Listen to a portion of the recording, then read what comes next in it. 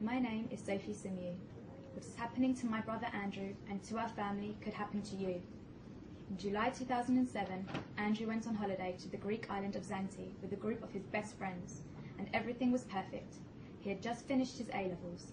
Zante was a holiday full of fun and sun. In fact, Andrew described it as the best holiday of his life. On his return, Andrew heard that 2 of his friends who were still in Zante had been arrested by the Greek police and were threatened, punched, slapped and intimidated until they signed statements saying that my brother Andrew had punched another British boy who later died in hospital. Almost a year later, on the 26th of June 2008, Andrew was arrested under the European arrest warrant issued by the Greek authorities.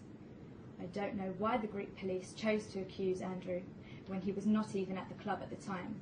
It appears on reviewing the files that Andrew is also the victim of mistaken identity. The irony of the whole situation is that it could have been anyone. My brother has never been in a fight and has never been in trouble with the police.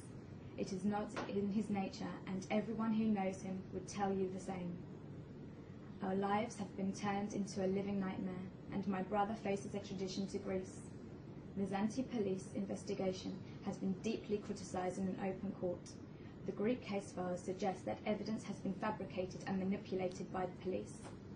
Andrew's innocence can be proven quickly and without doubt if evidence were allowed to be heard in a British court, or at least be interviewed by police and be given the opportunity to defend himself without having to risk months in a Greek prison. To date, Andrew has not been questioned by either UK or Greek police. Why should Andrew be extradited to a foreign land and be put in prison awaiting trial when the case against him is non-existent?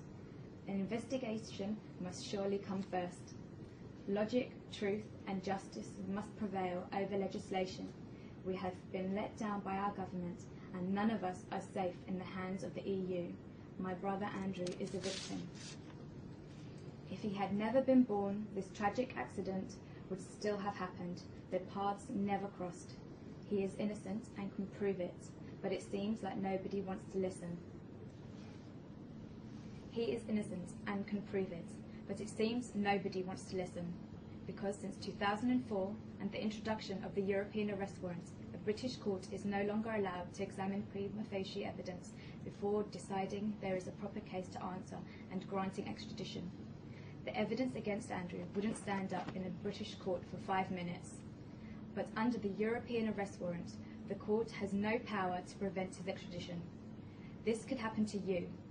We need new extradition laws that protect the rights of British citizens.